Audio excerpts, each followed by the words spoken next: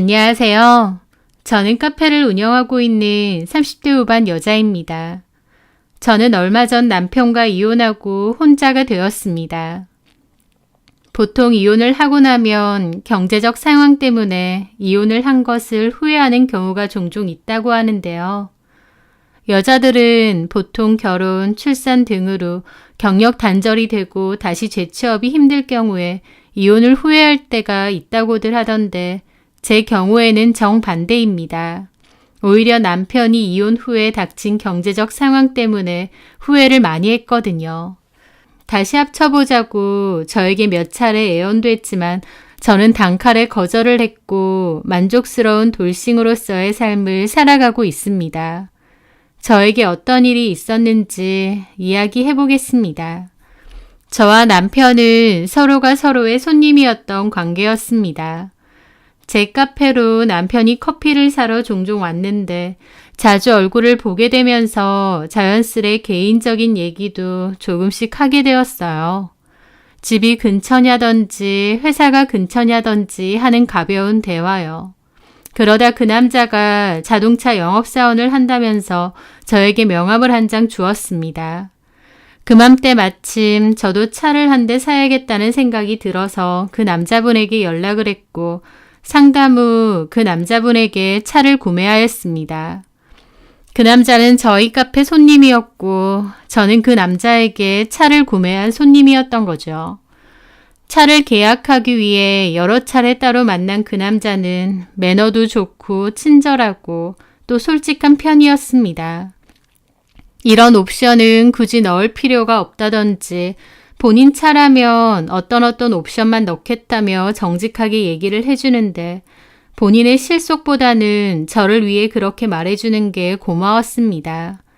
원래는 다른 회사의 차가 마음에 들어서 그쪽 영업사원도 만나본 적이 있는데 거기는 원래 제가 원했던 차보다 한 단계 위의 차를 권하고 옵션도 무조건 풀옵션이 좋다며 제 차 권하더라고요. 그러다 혹시나 해서 카페 손님이기도 한 이 남자에게 연락을 한 건데 그 차량도 좋지만 본인 회사의 한 차량이 저랑은 더 잘 맞을 거라며 추천해주고 설명도 꼼꼼하게 해주는 모습에 호감이 많이 갔습니다. 그렇게 차를 계약하고 그 남자는 본인이 해줄 수 있는 서비스는 다 주겠다며 이것저것 해줬는데 나중에 친구도 보더니 이렇게까지 서비스를 해주냐며 놀라더라고요. 그 이후로도 그 남자는 저희 카페를 계속 찾았고 중간중간 차 관리나 엔진오일 넣는 주기 같은 것도 챙겨줬습니다. 솔직히 여자들은 차를 관리하는 건 잘 모르잖아요. 저도 그런 거에는 관심이 별로 없었는데 그 남자가 따로 신경을 많이 써주니 편하고 고맙더라고요. 엔진오일 갈 때도 본인이 잘 아는 사장님이 있는데 같이 가자고 하더라고요. 엔진오일은 순정보다 합성을 넣어야 되는데 아는 사장님이 가격도 좋게 해주면서 제품도 좋은 걸 쓴다고요. 그렇게 그 남자와 같이 엔진오일을 갈러 갔고 엔진오일을 가는 동안 주변 식당에서 밥을 먹었습니다. 세심하고 친절한 남자에게 마음이 있었는데 그 남자 또한 마찬가지였어요. 사실 본인이 저에게 관심이 있어서 다른 고객들보다 훨씬 더 많이 챙기려고 한 거라고요. 그렇게 식사를 하며 서로의 마음을 확인했고 저는 그날 이후로 사귀게 되었습니다. 그 남자는 영업사원답게 말을 참 잘했습니다. 단순하게 언변만 좋은 게 아니라 뭐든지 진실되게 말하는 듯한 느낌을 강하게 풍겼죠. 그래서 말만 들으면 뭐든지 그 남자의 말이 다 맞는 것 같다는 착각이 들 정도였습니다. 연인들끼리 만나다 보면 작은 마찰이나 다툼이 생길 때도 곧잘 있잖아요. 그럴 때도 그 남자의 변명이나 해명을 듣고 있으면 아, 내가 잘못한 거구나, 내가 오해했구나 싶어요. 지나고 나서 객관적으로 생각해보면 그 남자가 잘못한 게 맞았는데도 워낙 언변이 좋으니 그 당시에는 수긍하게 되는 거죠. 하여튼 그 남자는 그런 생각이 들 정도로 말을 잘하는 편이었습니다. 그런 식으로 어떤 일이 있든 더 커지기 전에 잘 무마를 하다 보니 사귀면서도 싸우는 일이 별로 없었고 그 남자와 저는 여느 평범한 연인처럼 알콩달콩 잘 만났습니다. 그렇게 결혼 준비를 하면서 서로의 경제 상황에 대해서도 얘기했는데요. 알고 보니 그 남자는 제 생각보다는 모아둔 돈이 많지는 않았습니다. 일한 지도 꽤 된 데다가 말도 잘하고 영업력도 좋아서 연봉도 꽤 잘 받을 거라고 생각했고 또 나이가 30 중반 정도 되었기 때문에 웬만치 모아놨을 거라고 짐작했거든요. 그런데 4천만 원 정도 모아놨다고 하더라고요. 나이로 쳐도 또 일한 기간으로 쳐도 결코 많다고는 할 수 없었죠. 하지만 그 남자의 말을 들어보면 아버지가 안 계셔서 어머님의 생활비를 본인이 댈 수밖에 없었다고 했습니다. 게다가 여동생 학비도 본인이 냈다고 하고요. 본인은 가족을 챙기다 보니 따로 돈을 모을 수가 없었다고 얘기하는데 그 말을 다 들은 저는 오히려 눈물을 글썽이며 그동안 고생 많았다고 했습니다. 저는 1억 정도 모은 돈이 있었기에 대출 받고 저희 엄마께 도움을 받아 작은 아파트를 전세로 얻을 수 있었습니다. 남친이 모은 돈으로 혼수를 했죠. 남친이 그나마 들고 있던 돈 4천만 원 중 2천만 원은 혼수를 하고 나머지 2천은 어머님께 드려야 된다고 하더군요. 한마디로 남친은 결혼을 위해 2천만 원을 해온 것이었죠. 하지만 저는 그것 또한 알겠다고 했습니다. 왜냐면 그동안 시댁에 생활비를 내던 남친이 아무래도 저와 결혼하면 전처럼 생활비를 전부 다 내기 어려울 테니 그걸 어머님께 미리 드리고 오겠다 했거든요.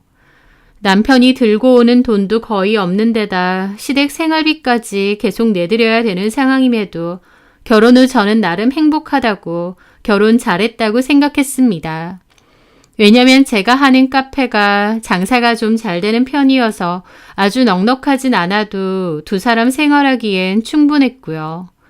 또 남편은 다정하고 시어머니도 별 간섭이 없으셔서 아무 문제도 없었거든요.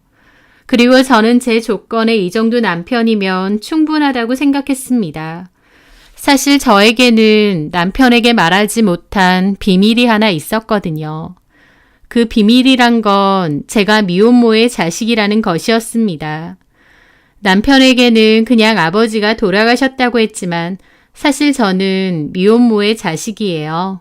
아빠가 돌아가신 건 아니지만 얼굴도 거의 못 보고 살았기에 그냥 저에게는 없는 사람이나 마찬가지였습니다. 그래서 남편에게도 그냥 아버지가 안 계시다고 한 거였습니다. 그 비밀 때문에라도 남편에게 미안한 마음이 있었고 남편은 저에게 과분한 남자라는 생각이 늘 있었던 거죠. 어쨌든 그렇게 결혼을 한 지 2년 정도가 지났을 때였을까요? 원래 신혼생활 1년만 즐기고 아이를 가지자고 했는데 그 이후로 피임을 하지 않았음에도 아이가 잘 생기지 않더라고요. 남편도 저도 건강한 편이라서 아이를 가지는 게 어렵지 않을 거라 생각했는데 임신을 본격적으로 준비하고 6개월이 넘어가도록 아이가 생기지 않자 저 또한 조금 불안해져 갔습니다. 나이가 마냥 어린 것도 아니었고 친구들도 아이를 가질 생각이면 1살이라도 어릴 때 갖는 게 맞다고 하니 저 또한 조바심이 조금씩 생겼습니다. 그렇게 남편에게 검사를 받아보자고 했는데 남편은 좀 더 기다려보자고 얘기하더라고요. 그러면서 청산유수로 아직 우리가 젊고 시간이 없는 것도 아니다. 검사하고 또 시험관 같은 거라면 여자 몸이 많이 힘들고 망가진다던데 제 몸이 힘들어지는 건 싫다. 아이를 가지는 것보다 제 몸이 더 소중하다. 라고 하며 검사를 받거나 시험관을 하는 것에는 반대를 했습니다. 저 또한 제 걱정이 되어서 제가 먼저라서 또 아이보다 제가 중요해서 라고 말하는 남편에게 고마움을 느끼며 그럼 1년까지는 우리 둘이 좀 더 노력해보자 하고 말았습니다. 하지만 그건 진실이 아니었어요. 남편이 왜 아이를 가지지 않으려고 했는지 머지않아 알게 되었거든요. 알고 보니 남편은 저희 가게의 직원이랑 바람이 난 거였습니다. 저희 가게 직원인 소영 씨는 저보다 나이가 2살 많았습니다. 회사를 다니다 그만두고 본인 카페를 차리려는데 경험을 쌓을 겸 일을 해보고 싶다고 했고 그렇게 저희 카페에서 일을 하게 된 사람이었어요.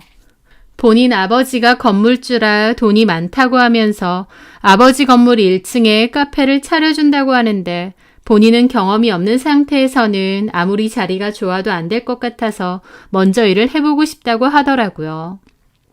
그렇게 저희 카페에서 일을 한 지는 7개월 정도 되었습니다. 일을 하며 저랑도 잘 맞아서 잘 지내고 일도 열심히 하는 편이어서 좋게 생각했는데 그런 소영 씨가 저희 남편과 바람이 날 거라고는 전혀 생각지 못했습니다. 그 외에도 사실을 알게 된 것 또한 우연이었습니다. 그날은 알바생 없이 저 혼자 일을 하고 있었는데 한 여자 손님이 찾아왔습니다. 안녕하세요. 어제 저 여기 왔었는데 제가 여기서 USB를 떨어뜨린 것 같아서요. 혹시 분실물로 있을까요? 제가 꼭 필요한 거라서요. 한 손님이 어제 저희 카페에서 노트북을 사용했는데 본인의 USB를 떨어뜨린 것 같다는 겁니다. 저는 어제 저녁 늦게 마감만 하러 와서 그런 사실을 몰랐고 소영 씨도 분실물이 있다는 얘기를 안 했습니다. 손님들 분실물을 모아놓은 통이 하나 있었는데 거기 안에도 그런 건 없었고요. 그래서 저는 몇 시에 어느 자리에 앉으셨냐 물어봤고 그 여자분은 오후 4시쯤 저쪽 창가 자리에 앉았다고 하더라고요. 그 자리를 비추는 CCTV가 있어서 한번 찾아보겠다고 했습니다.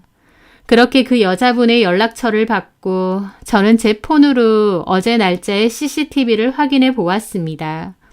직원인 소영 씨에게 전화해서 물어볼까 싶다가 쉬는 날에 연락을 하는 게 좀 미안하기도 하고 따로 어제 저한테 말한 것도 없어서 그냥 제가 알아서 CCTV를 확인해보자 싶었습니다. 그렇게 확인한 CCTV에서 저는 경악을 할 수밖에 없었습니다. 저는 매장에 3개의 CCTV를 사용하는데 2개는 매장을 비추고 1개는 조리대 쪽을 비추는 카메라가 있습니다. 그렇게 3개의 화면을 동시에 띄워놓고 확인을 하며 보는데 저는 제 눈을 의심할 수밖에 없었습니다. 손님은 컴퓨터로 작업을 하는 모습이 보이고 그 아래 조리대 쪽을 비추는 CCTV에는 직원인 소영 씨와 남편이 같이 있었기 때문입니다. 남편은 제가 없을 때도 가끔 와서 커피를 가져갈 때가 있긴 했습니다. 저 또한 남편이 오면 그냥 먹고 싶은 메뉴 만들어 달라고 해놓기도 했고요. 보통 남편이 오면 카운터 주변에 앉아 있다가 메뉴가 만들어지면 가져가는 편이었는데 그날은 카운터 안쪽 조리대 쪽에 서 있는 거예요. 그러면서 소영 씨와 이런저런 얘기를 하는데 소영 씨가 막 웃으면서 남편 팔을 치면서 웃더라고요. 제 남편이 소영 씨랑 저렇게 친했었나 싶은 생각이 들었습니다. 보통 와도 인사 정도만 하는 사이였고 따로 대화를 하는 건 보지 못했거든요. 그래서 두 사람이 친할 거라고는 상상도 못했는데 화면 속 두 사람은 굉장히 가까워 보였습니다. 그러다 저는 그 장면까지 보았습니다. 소영 씨가 팔을 툭툭 치면서 웃다 냉장고 쪽으로 몸을 돌리는데 남편이 소영 씨의 엉덩이를 툭툭 치는 거예요. 저는 그 장면에 너무 놀라 내가 뭘 본 거지 하며 몇 초간은 일시정지로 있었습니다. 그러다 내가 잘못 봤나 싶어서 그 화면만 크게 해서 다시 살펴봤어요. 그런데 그 장면에 확실하게 찍혀 있었습니다. 남편이 소영 씨의 엉덩이를 치는 모습을요. 이게 무슨 상황인가 어안이 벙벙하고 멍했습니다. 정말 전혀 예상을 해본 적도 없는 일이었기에 너무 황당했어요. 솔직히 외모에 대해서 말하긴 좀 그렇지만 소영 씨는 키도 작고 몸도 퉁퉁한 편이었습니다. 전에 소영 씨가 말하길 본인 키가 153인데 몸무게가 73이라며 키가 173이고 몸무게가 53이면 얼마나 좋을까 하면서 말한 적이 있거든요. 얼굴도 그냥 평범한 편이었고요. 저는 키 165에 53kg 정도로 날씬한 편이고 관리도 열심히 합니다. 엄청 미인은 아니지만 어딜 가도 이쁘다는 소리 들으면서 살았고 저희 엄마가 무척 미인이신데 엄마를 많이 닮았다는 얘기도 많이 듣고 자랐어요. 그래서 외적으로는 자신이 있는 편이었는데 남편이 소영 씨와 그런 사이라니. 제가 날씬하고 관리를 잘해서 너무 좋다고 늘 칭찬하던 사람이었는데 남편이 소영 씨와 바람이 났다는 사실이 믿기지도 않고 믿고 싶지도 않았습니다. 물론 얼굴만 보고 몸매만 보고 바람이 나는 건 아니지만 상상도 못했던 일이기에 어떻게 이럴 수가 있나 싶어서 기가 찼습니다. 내가 화면을 보면서도 잘못 본 건가, 각도가 이런 건가 싶은 마음이 들어서 화면을 보고 또 보고 계속 돌려봤지만 확실했습니다. 그리고 그 뒤장면은 더 충격이었어요. 소영 씨가 챙기는 물건을 가지고 오면서 남편의 중요 부위를 손으로 다시 툭툭 치고 지나갔거든요. 마치 엉덩이를 친 답을 하듯이 말이에요. 저는 경악을 금치 못했습니다. 사실 저도 남편과 연애하고 결혼했지만 저런 행동은 해본 적이 없었기에 더욱 충격으로 다가왔습니다. 어떻게 저런 행동을 저렇게 자연스레 할까 싶어 놀란 마음에 손님의 USB를 찾는 건 안중에도 없을 정도였죠. 그러다 손님이 와서 저는 급하게 폰을 내려놓고 일단 응대를 했습니다. 주문을 받고 커피를 만들면서도 내내 멍한 기분이었어요. 그렇게 손님을 보내고 저는 다시 폰을 들기도 겁이 났습니다. 제가 방금 본 장면 외에 뭐가 더 있을까 싶어 두렵기도 하고 한편으로는 궁금하기도 했습니다. 저는 지금은 일을 해야 하는 시간이고 또 곧 있으면 손님들이 많이 오는 시간이 되기에 일단은 핸드폰을 보지 않기로 하고 가방에 집어넣었습니다. 그리고 평소처럼 일을 했어요. 물론 몸은 일을 하고 있었지만 정신은 아예 다른 데 팔려 있었습니다. 그렇게 정신없이 일을 마치고 저는 가게 문을 닫았습니다. 마감 정리를 해야 되는데 남편과 소영 씨가 했던 행동들이 계속 생각이 나서 뭘 더 할 수가 없었어요. 저는 급하게 마감 정리를 대충 하고는 자리를 잡고 앉았습니다. 가게 팻말을 클로즈로 바꾸고 불도 몇 개 껐어요. 문도 잠궜습니다. 그렇게 앉아서는 저는 다시 찬찬히 CCTV를 확인했습니다. 소영 씨 혼자서 근무하는 날이 그렇게 많지는 않았고 캘린더에 근무 시간을 적어놨기에 소영 씨가 혼자 일하는 날을 찾는 건 어렵지 않았습니다. 그렇게 하나하나 찾아보면서 저는 경악을 금치 못했습니다. 제가 없는 날마다 남편은 찾아왔고 소영 씨와 이런저런 얘기를 많이 나눴습니다.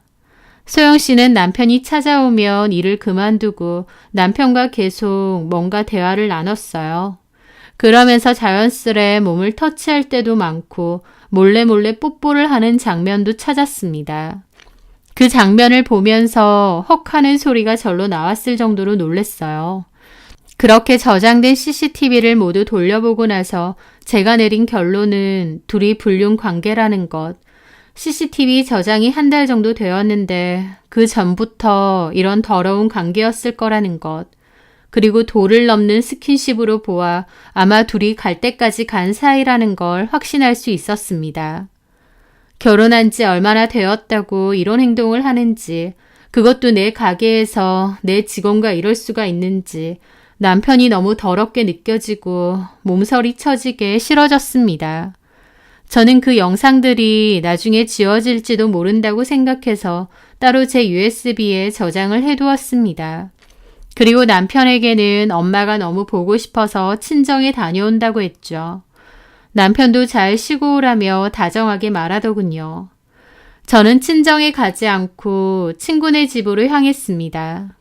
이런 일을 겪고 친정에 가서 엄마 얼굴을 보면 대성통곡을 할 것 같아 차마 가지 못하겠더라고요. 저는 그렇게 친구에게 모든 사실을 털어놓았습니다. 친구도 제 이야기를 듣고 경악하더라고요. 그 친구도 남편이 바람을 펴서 이혼한 친구라 제 마음을 더 이해해 주었습니다. 그 친구는 제가 USB에 담아온 내용을 보더니 바로 얘기하더라고요. 얘네들 아마 둘이 잔지 오래된 것 같다고요. 그렇지 않고서야 이렇게 자연스럽게 터치할 수가 없다면서요. 그러면서 저보고 어떻게 하고 싶냐고 묻더라고요. 저는 바로 이혼이라고 얘기했습니다. 애가 있는 것도 아니고 이런 남자와 더 살고 싶지도 않다고요. 하지만 친구는 지금 섣불리 결정하지 말고 천천히 생각해 보라고 하더군요. 본인도 남편이 바람을 펴서 당장에 이혼하자 하고 이혼했지만 솔직히 혼자 지내니 그럭저럭 사는 거지 남편이 있을 때만큼 여유롭게는 살지 못한다. 경제력을 무시는 못하는 것 같다고 하면서요. 너야 카페 운영하고 경제력이 되니까 하고 싶은 대로 하면 되긴 한데 그래도 잘 생각해봐. 어차피 칼자루는 네가 쥐고 있는 거고 증거도 있으니까. 천천히 후회하지 않게끔 많이 생각해보고 결정해. 친구의 진심 어린 조언에 저는 알겠다고 했습니다. 그렇게 그날은 친구의 집에서 자고 다음날 저는 카페로 출근을 했고 먼저 출근한 소영 씨를 보았습니다. 소영 씨는 오픈 준비를 한창 하고 있다 저를 보고 활짝 웃으며 인사하더라고요. 안녕하세요, 사장님. 어제 많이 바쁘셨나 봐요. 네? 아니, 마감이 다 되어 있진 않아서요. 어제 너무 바쁘셔서 그랬나 싶어서요. 어제 제가 제정신이 아니었기에 마감을 완벽히 하지는 못했는데 그걸 보고 소영 씨가 그렇게 말하는 듯 했습니다. 아, 그러게요. 어제 좀 피곤한 데다 바빴더니. 소영 씨는 웃으며 정리를 하는데 그런 소영 씨를 어떻게 대해야 될지 모르겠더라고요.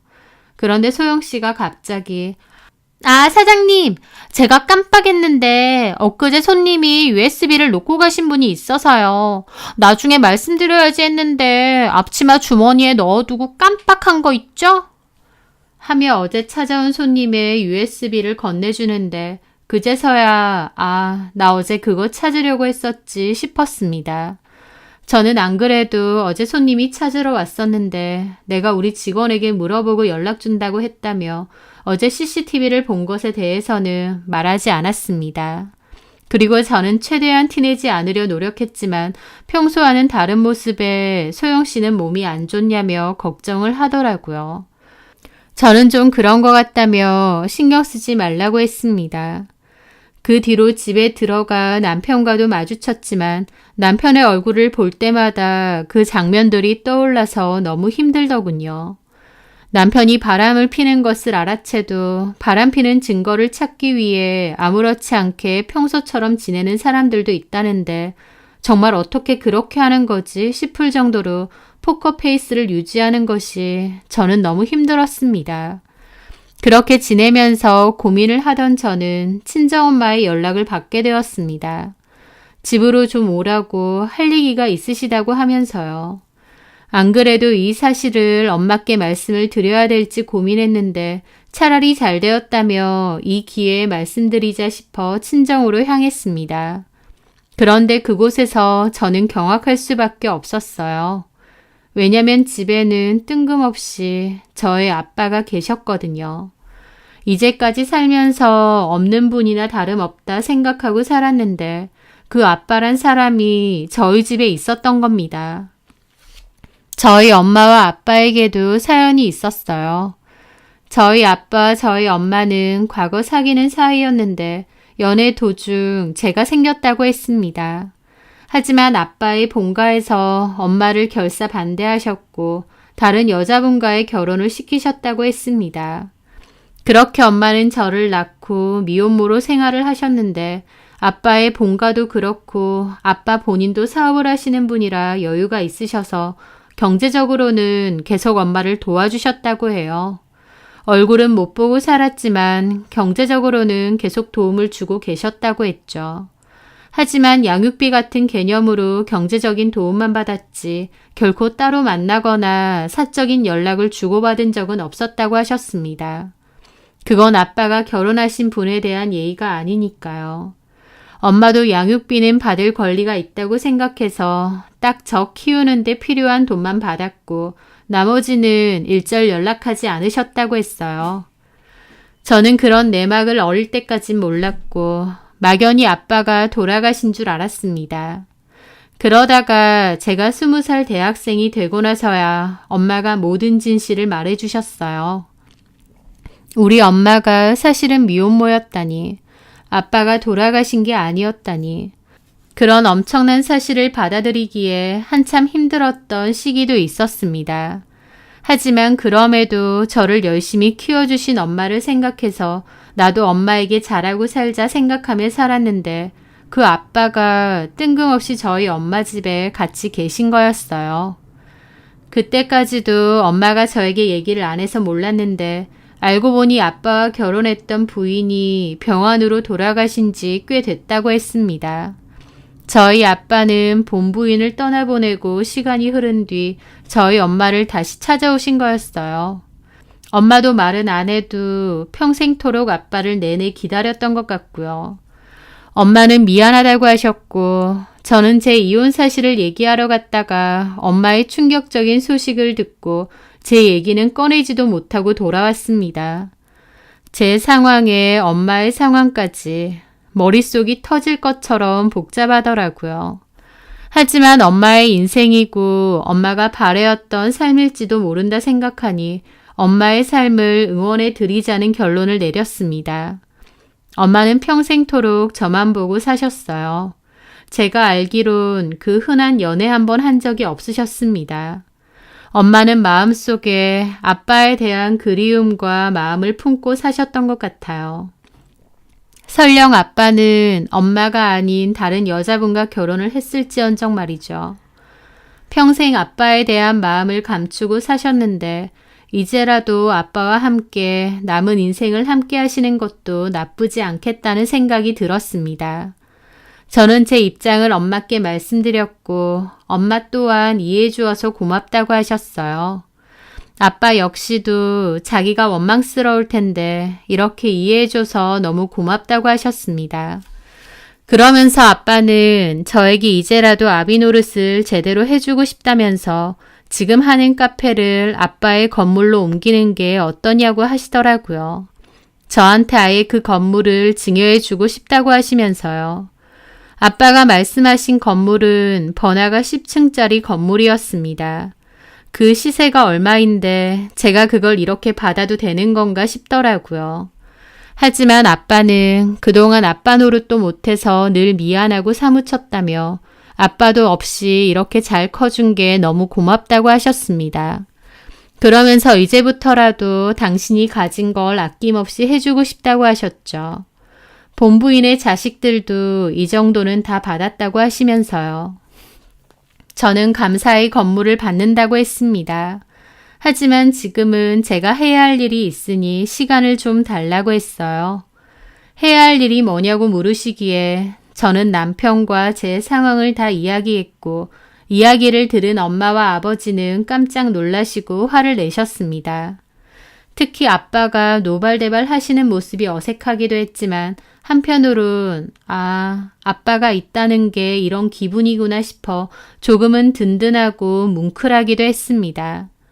어쨌든 저는 제가 다 정리하겠다며 걱정 마시라고 했고 남편에게 언제 이야기를 할지 고민했습니다. 그런데 제 고민이 무색하게도 이야기는 남편이 먼저 꺼내더라고요. 남편은 불쑥 낮에 연락이 와서는 저녁을 꼭 같이 하고 싶다고 하더군요. 저는 알겠다고 했고 그날 저녁을 먹는데 남편이 말했습니다. 여보, 사실 나 비밀이 있어. 저는 직감적으로 남편이 외도 사실을 말하려는 건가 싶었습니다. 그래, 뭔데? 그 말에 남편은 중대한 결심이라도 한 듯 한숨을 크게 한번 내쉬더니 말하더군요. 나 사실 좋아하는 사람이 있어. 저는 그 말에 덩달아 한숨이 나왔습니다. 내가 먼저 말을 하게 될 줄 알았는데 이렇게 먼저 고백을 하다니 놀랍기도 하고 황당한 마음도 들었습니다. 알아. 소영 씨랑 그런 관계잖아. 제가 덤덤하게 말하자 남편이 오히려 놀란 듯 눈이 커지더군요. 그리고 잠시 멍하더니 다시 말을 하기 시작했습니다. 알고 있었구나. 그래, 맞아. 나 소영 씨랑 그렇게 됐어. 저는 그때부터 핸드폰 녹음을 켰습니다. 그래, 말 나왔으니 솔직히 얘기해봐. 언제부터야? 미안해. 나도 내가 이럴 줄 몰랐어. 라며 시작한 남편의 얘기는 누가 들어도 개소리였습니다. 제가 임신이 안 돼서 우울한 모습을 보며 본인도 힘들었는데 소영 씨가 위로를 해주더라. 그리고 우울한 제 모습과는 달리 소영 씨가 언제나 밝게 본인을 대하는데 본인도 모르게 마음이 갔고 그러다 선을 넘게 되었다라고요. 그 얘기를 하면서도 언제나처럼 청산유수로 본인도 너무 마음고생이 심했고 자괴감이 심했다. 하지만 나도 어쩔 수 없었다는 식으로 말을 잘도 꾸며냈습니다. 은연중에 임신이 잘 안 되고 예민해진 저를 탓하는 내용도 있었고요. 제가 좀 덜 떨어졌다면 하마터면 나 때문에 남편이 바람을 핀 건가? 라는 생각이 들 정도로 남편은 입을 잘 털어대더군요. 어쨌든 저에게 이렇게 고백을 하는 이유는 소영 씨가 임신을 했다. 내 아이고 책임을 지고 싶다 이거였습니다. 그러면서 저한테는 미안하지만 우리는 인연이 여기까지인 것 같다며 개소리를 줄줄 읊는데 이미 알고 있던 사실이고 저 또한 마음의 준비를 해왔던 일이라 그다지 충격적이진 않았습니다. 하지만 제가 볼 때 남편은 그것 때문만으로 소영 씨와 그런 관계가 될 거란 생각은 안 들었습니다.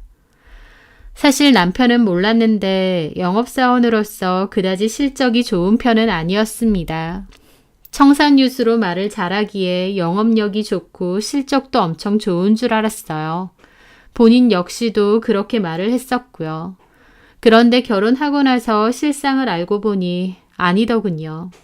실적이 좋지 않은 데다 동료 직원들 사이에서도 많이 뒤처져서 스트레스를 많이 받고 있었거든요. 게다가 버는 것에 비해 허세와 허영이 심한 편이었고 부에 대한 동경도 큰 사람이었습니다. 골프를 치고 싶다던가 외제차를 갖고 싶다던가 비싼 시계를 갖고 싶다던가 하고 싶고 갖고 싶고 먹고 싶은 건 많았지만 현실이 그렇지 못하니 그것에 대해 속상해할 때가 많았죠. 제가 보기엔 그런 허영심이 가득한 남편에게 소영 씨는 더할 나위 없이 탐나는 사람이었을 겁니다. 소영 씨가 자기 아버지가 건물도 있다고 하고 그 건물에 카페도 번듯하게 차려준다고 하니까 소위 부잣집 딸처럼 보여 마음이 갔던 거겠죠. 그 속이 뻔히 보이는데도 마치 본인이 너무 힘들었던 차에 소영 씨가 큰 위로가 되었고 마음이 갔었다며 본인의 외도를 열심히 포장하는 남편을 보는데 진짜 사람을 보고 역겹다는 말이 어떤지 알겠더군요. 저는 그 상간녀가 아이를 가졌다는 말에 조금 충격을 받긴 했지만 어차피 이혼을 생각하고 있었기 때문에 오히려 상간소송의 증거가 되겠다 싶은 생각마저 들었습니다. 저는 알겠다고, 하지만 너와 소영씨 둘 다 상간소송을 걸 거라고. 그리고 이 집은 내 집이니 네 짐을 싸서 나가라. 이혼 서류 작성해 줄 테니 먼저 작성해서 보내라 라고 말했습니다. 남편은 본인 생각보다 제가 태연하고 덤덤하니 오히려 당황하는 모습이었습니다. 그렇게 남편은 그날로 짐을 싸서 나갔고 저희는 이혼 서류를 바로 작성해 신청을 했습니다. 그와 별개로 상간소송을 진행했고 남편이 나간 그날 이후부터 소영 씨는 출근을 하지 않았습니다. 당연하겠죠. 협의 이혼인데다 조정기간도 최소한으로 했기에 굉장히 빨리 끝이 났습니다. 남편은 이혼 확정이 되는 날 저에게 미안하다고 하더군요. 저는 됐다고, 이제 와서 그런 얘기 아무 소용없다고 얘기했죠. 저는 이혼과 상간소송을 마무리 짓고 남편과 그 상간녀에게 위자료도 받아냈습니다. 남편이 상간녀의 위자료까지 같이 보내준 것 같더라고요. 부잣집 딸 낚았으니 그 정도는 내도 되겠다고 생각했겠죠. 하여튼 그렇게 남편과는 기막히고도 허무하게 끝을 냈습니다. 그리고 저는 그 후 바로 아빠에게 약속된 건물을 증여받았습니다. 이 정도 건물을 받아도 되는 건지 부담스럽기도 했지만 아빠께서는 이와 별개로 외제차까지 한 대 해주셨습니다. 그렇게 저는 아버지가 주신 제 건물에 카페를 다시 차렸어요. 사실 건물에서 나오는 월세만으로도 충분하다 못해 넘치게 생활은 할 수 있었지만 그럼에도 저는 제 일을 하고 싶었고 카페 일을 하면서 보람을 느낄 때도 많았기에 여전히 카페를 운영하며 지냈습니다.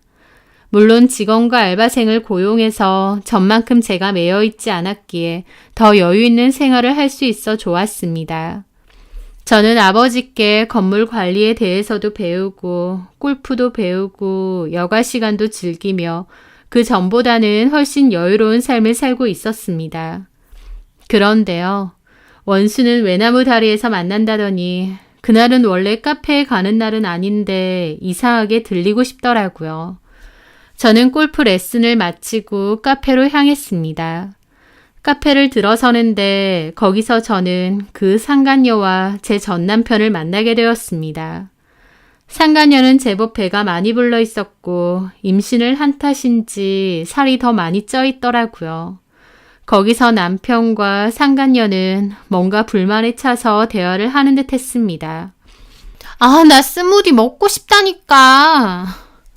지금 임당 때문에 그런 거 먹으면 안 된다고 방금 의사가 말했는데 그걸 꼭 먹어야 돼? 저는 이상하게 매장에 들리고 싶더라니 저 인간들을 보려고 그런 건가 싶더군요. 그 와중에 직원들이 저를 보고 인사를 했고 자연스레 제 전남편과 상간녀도 저를 쳐다봤습니다. 그리고 눈이 커지더군요. 여보, 아니, 지연아. 제가 둘을 쳐다보자 둘은 좀 당황한 듯 저를 쳐다보았습니다. 그러면서 그 여자는 자기 배를 감싸지며 전 남편 뒤로 숨더라고요. 아마 제가 달려들기라도 할 것처럼 말이에요. 이미 이혼도 했고 남남인데 제가 뭐하러 그러겠나요. 저는 코웃음을 치며 다가가 말했습니다. 여긴 웬일이야? 이 옆 건물 산부인과 다니나 봐. 근데 당신 카페 옮겼어? 원래 하던 곳은 상호가 바뀌었길래 당신이 안 하는 건 알았지만 여기로 옮긴 거였어? 남편이 의아한 듯 물어보는데 저는 심드렁하게 답했습니다. 내 건물에서 하는 게 나도 편할 것 같아서. 그 말에 남편은 눈이 튀어나올 듯 커지더군요. 당신 건물이라니? 그게 무슨 말이야? 그렇게 됐어. 내가 일일이 당신에게 말할 필요 없잖아. 전 남편은 궁금증 가득한 얼굴로 제게 더 물으려다 옆에 상간녀가 신경 쓰였는지 입을 닫더군요. 저는 직원들에게 그냥 지나가다 들렸다며 나중에 마감할 때 다시 오겠다고 하고 뒤돌아 나갔습니다. 그런 와중에도 남편과 그 여자는 저를 계속 쳐다보더군요. 저는 정차해 둔 제 외제차에 올라탔고 남편은 그런 저를 빤히 쳐다보는 느낌이 들었지만 저는 당당하게 그 자리를 벗어났습니다. 그리고 다음 날 제가 근무를 하는 날이라 카페에서 일을 하고 있는데 남편이 찾아왔더라고요. 저하고 얘기를 좀 하고 싶다고요. 뭔 개소리를 하려고 이렇게 왔나 싶었지만 저도 어디 한번 얘기해 보라며 마주 앉았습니다. 그렇게 남편이 하는 소리는 역시나 제가 예상했던 대로 들을 필요도 없는 개소리였습니다. 저와 이혼을 하고 나서 나를 잊을 수가 없었다. 그렇게 나를 버린 것을 후회한다며 본인 혼자 절절하게 얘기를 하는데 진짜 이런 이야기를 들으려고 아까운 시간을 허비하나 싶더군요. 그러면서 본인의 상을 얘기하는데 소영 씨가 건물이 있고 그 건물 1층에 카페를 차릴 거니 뭐니 해서 돈이 좀 많은 줄 알았는데 알고 보니 1층은 상가로 쓰고 2, 3층짜리 다세대 주택인 건물을 아버지가 갖고 계시는 거였다고 했습니다. 그것 또한 건물이긴 하지만 위치도 완전 변두리인데다 알고 보니 대출이 반 이상이라더군요. 게다가 그 대출금마저도 갚기 어려운 상황이라서 다시 팔지 말지 고민 중이라고 했대요. 그 집의 3층에 소영 씨의 부모님이 살고 있고 제 전남편과 소영 씨는 2층의 한 집에서 살라고 했다는 겁니다. 그렇게 처가살이로 사는 와중에도 장모님 장인어른의 간섭이 너무 심하고 카페를 여차저차 차리긴 했지만 주택가 1층 건물의 카페다 보니 겨우 지나가던 동네 사람이나 몇 명 오는 그런 팔이 날리는 카페라고 합니다. 그래서 생활도 어려운 데다 본인은 본가의 생활비를 들여야 되는데 그거 가지고도 현재 와이프인 그 여자와 싸우고 장인 장모도 뭐라고 해서 너무 스트레스라며 죽겠다고 한탄을 해대는 겁니다. 그걸 듣는 저는 이걸 나한테 할 소리인가 싶고 또 나보고 어쩌라는 건가 생각밖에 안 들더군요. 저와 살 때는 제가 남편의 월급 중 어느 정도를 시댁에 드리는 걸 이해했고 제가 버는 걸로도 충분히 두 사람 생활이 가능했으니 문제가 없었죠. 하지만 지금은 그런 상황이 안 되다 보니 너무 힘들다며 우는 소리를 하는데 고소하다 싶을 뿐 다른 생각은 들지도 않았습니다. 그러면서 저는 어떻게 지내냐고 하길래 그냥 건물 관리하면서 이 카페 운영하면서 그렇게 지내지 뭐. 라고 하니 바로 어떻게 이 건물을 갖게 되었는지 어제 그 외제차는 제 거인지 묻더라고요. 속이 너무 훤히 보이는 질문에 저도 그래 어디 약 올라 봐라 싶었고 간단하게 제 상황을 이야기했습니다. 저희 엄마의 상황은 자세히 말하고 싶지도 그럴 필요도 못 느꼈기에 그냥 돌아가신 줄 알았는데 아빠가 살아계셨고 그 아버지가 감사하게도 건물이며 참여해 주셨다라고 했습니다. 전 남편은 제 이야기를 들으며 화색을 띠고 얘기를 하더라고요. 진짜 잘됐다. 당신 아버지 없는 서러움이 있었던 거 내가 잘 아는데 너무 잘됐어. 라고 말하는데 이 인간이 지금 뭐라는 건가 싶은 생각이 들더군요. 저는 전 남편에게 아버지가 없어 서럽다거나 힘들었다는 말을 한 적이 없습니다. 그런데도 남편이 저렇게 말하는 게 너무 속이 보여서 더 싫어지더라고요. 저는 뭐 때문에 왔는지 모르겠지만 당신하고 나는 분명히 끝났고 이제 여기 오는 건 그만했으면 좋겠다라고 했습니다. 하지만 전 남편은 그래도 우리가 함께했던 시간이 있는데 어떻게 이렇게 매정하게 끝내냐며 멍멍 개소리를 하더군요. 저는 네가 바람 펴서 그 여자 좋다고 이혼하자고 한 거 잊었냐. 다시는 여기 오지도 말고 나한테 연락도 하지 마라. 한 번만 더 연락하거나 찾아오면 바로 신고할 거고 우리 아빠한테도 말씀드릴 거다. 우리 아빠가 소위 어깨들도 아는 사람 많고 너 벼르고 있는데 어디 한번 얘기해 볼까 했더니 전 남편은 그런 거 아니라며 그냥 오랜만에 만나서 보고 싶었다면서 슬금슬금 내빼더군요. 사실 저희 아버지가 어깨들을 알고 있다는 건 거짓말이지만 그렇게 말이라도 하지 않으면 계속 찾아오고 추근덕 될 것 같아서 한 말이었습니다. 그렇게 전 남편을 쫓아보내고 저는 상간녀인 그 여자에게 톡을 보냈습니다. 니네 남편이 찾아와서는 너랑 사는 게 힘드니 뭐니 우는 소리 하는데 우리 카페에 다시는 오지 않게 해달라. 너네 부부 이야기는 너네 부부끼리 알아서 하라고 했습니다. 그 여자는 읽고서는 답이 없더라고요. 아마 전 남편은 그 여자와 그 여자 부모에게 들들 볶이고 있겠죠. 저는 현재 제 삶에 만족하며 지내고 있습니다. 경제적으로도 여유 있고 생활면에서도 제가 하고 싶은 취미 생활하며 즐겁게 보내고 있습니다.